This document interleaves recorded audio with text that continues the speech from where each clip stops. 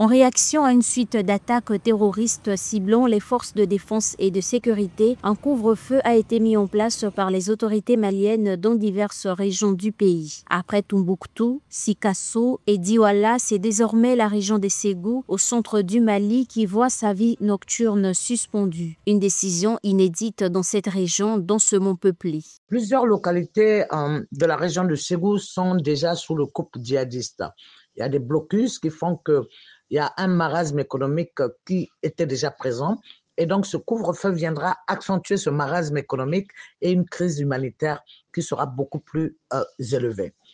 La solution aurait été que la lutte contre le djihadisme avec des partenaires endogènes et exogènes se fasse. Le couvre-feu, entré en vigueur le mercredi 4 juin, impose aux 3,5 millions d'habitants de la région de rester confinés entre 21h et 6h. Il est initialement prévu pour 30 jours, renouvelable selon les autorités locales. Hors période de pandémie, jamais Ségou n'avait connu une telle restriction. La décision intervient alors que des villages entiers sont bloqués par des djihadistes qui y interdisent les mouvements de personnes et le ravitaillement en vivres.